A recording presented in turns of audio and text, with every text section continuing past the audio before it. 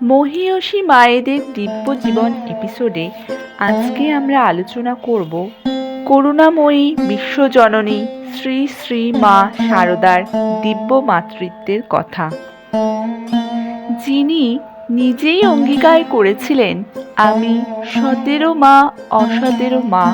তার অমৃতময় জীবনের বৈচিত্র্যপূর্ণ ঘটনাবলীর বাঁকে বাঁকে দেখা যায় কত মধুর লীলার স্বাক্ষর। শ্রীমদ্ ভাগবত বলেছেন, ভগবান পৃথিবীতে অবতীর্ণ হন মানুষকে অনুগ্রহ করার জন্য, যাতে তার লীলা স্মরণ করে মানুষ ঈশ্বরপরায়ণ হতে পারে। যুগদেবের অনুপম জীবনখানিতে আমরা এই কথাটির প্রতিফলন দেখি। অজস্র মানুষকে তিনি কল্যাণ পথে চলবার প্রেরণা দিয়েছেন, তাদের জীবনকে পরিচালিত করেছেন শ্রেয়ের পথে। একটি বিচিত্র সংসারের মধ্যে থেকে অগণিত সাধু ভক্ত এবং নানা শ্রেণীর মানুষকে নির্বিচারে তিনি আশ্রয় দিয়েছিলেন। স্থূল দেহে থাকাকালীন বহু বছর ধরে অসংখ্য মানুষের প্রাণে তিনি শান্তি, আনন্দ, করুণা বর্ষণ করেছেন। স্বার্থপর সংসারের গণ্ডির বাইরে তার ওই নিঃস্বার্থ প্রেমের জগতে সকলেরই ছিল আমন্ত্রণ। জগৎকে আপনার করে নিতে শেখো, কেউ পর নয়, জগৎ তোমার। তার এই বাণী তার জীবনের মূল নির্যাস। তিনি নিজেই স্বীকার করেছিলেন, তিনি সতেরো মা অসতেরো মা, সতেরো মা অসতেরো মা। দক্ষিণেশ্বর থেকেই সেই কৃপা বর্ষণের আরম্ভ। শ্রীরামকৃষ্ণদেবের আহার্যের থালা একবার এক মহিলা তার হাত থেকে নিয়ে শ্রীরামকৃষ্ণের ঘরে গিয়ে রেখে আসেন। শ্রী শ্রী ঠাকুর অত্যন্ত শুদ্ধ সত্যতনু সামান্যতম অপবিত্র চিন্তা যার মনে ওঠে, তিনি তার হাতে খেতে পারেন না। তাই তিনি অনুযোগ করে শ্রীমা শারদাকে বললেন, তার খাবারের থালা যেন আর কখনো কারো হাতে না দেওয়া হয়। জননীর বিবেচনা কিন্তু অদ্ভুত। তিনি জানিয়ে দিলেন, তাকে মা বলে কিছু চাইলে তিনি না বলতে পারবেন না। আরও একটি আশ্চর্য কথা তিনি সেদিন বলেছিলেন, তুমি তো শুধু আমার ঠাকুর নও, তুমি সকলের। এই কথাটির মধ্যে কতখানি তাৎপর্য লুকিয়ে আছে তা মনে করলে আমরা স্তম্ভিত হয়ে যাই। তখন শারদা কিশোরী, নিজের স্বামীকে সকলের বলে ঘোষণা করার মধ্যে তার অপূর্ব মোহনীয়তা লক্ষ্য করার মতো। তাছাড়া তখনই তিনি জানেন কী উদ্দেশ্য নিয়ে ভগবান ধরাধামে অবতীর্ণ হয়েছেন। সকলের কল্যাণের জন্যই তার আশা।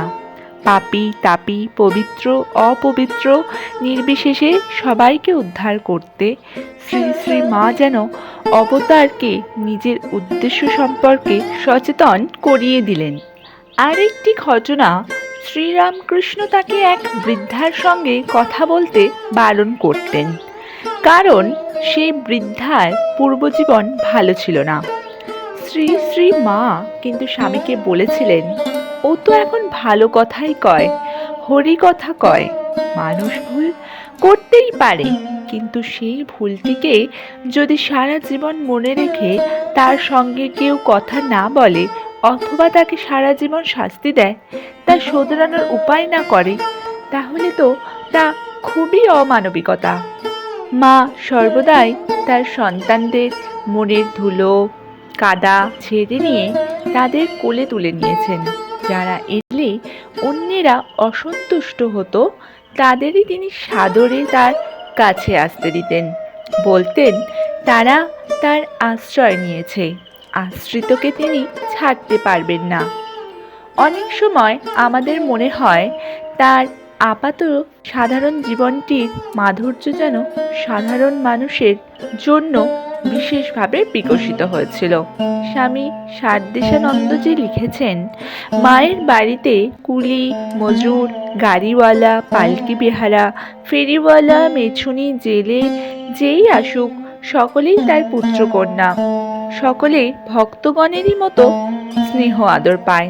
এখানে শুধু জিনিসপত্র ও টাকা কড়ির আদান প্রদান নয়, স্বার্থপর সাংসারিক রীতির ঊর্ধ্বে নিঃস্বার্থ প্রেমের ব্যাপার। সকলেই তা জানে, সকলেই মায়ের সন্তান।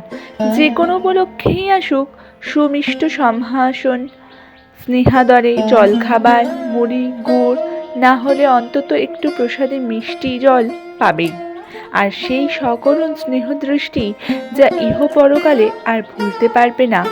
যদি বা বিস্মরণ হয়, দুঃখ কষ্টে পড়লেই মনে হবে অভয়াকে, আর মনে পড়বে তার অভয় বাণী, কৃপার দৃষ্টি।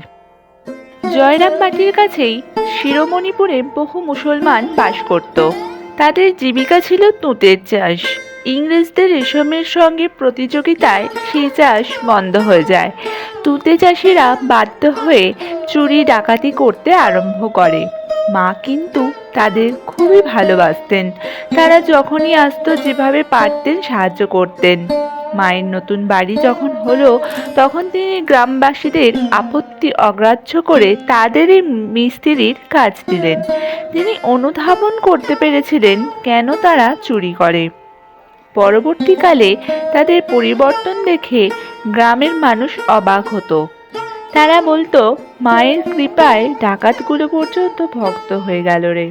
একদিন একজন তুঁতে মুসলমান তার বাড়িতে হওয়া কতকগুলো কলা এনে সসংকোচে মাকে দেয়। বলে যে ঠাকুরের জন্য এনেছে। মা প্রীতির সঙ্গে হাত বাড়িয়ে বলেন, খুব নেব বাবা, দাও। সেখানে উপস্থিত এক ভক্ত বললেন, ওরা চোর, আমরা জানি, ওর জিনিস ঠাকুরকে দেয়া কেন? মা নিরুত্তরে কলাগুলো ঠাকুরের জন্য তুলে রাখলেন। তাকে মুড়ি মিষ্টি দিলেন। পরে সে চলে গেলে মা ভক্তটিকে বললেন, কে ভালো কে মন্দ আমি জানি।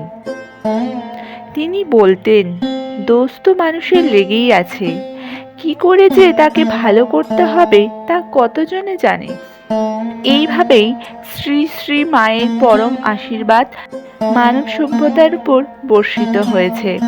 যে এসেছে, যে আসেনি, যে আসবে, সকলকে তিনি জানিয়ে দিতে বলেছেন তার আশীর্বাদ সকলের ওপর আছে। তার আশীর্বাদের অর্থ আমাদের পার্থিব কামনা পূর্ণ হওয়া নয়, আমাদের অন্তরের জাগরণ।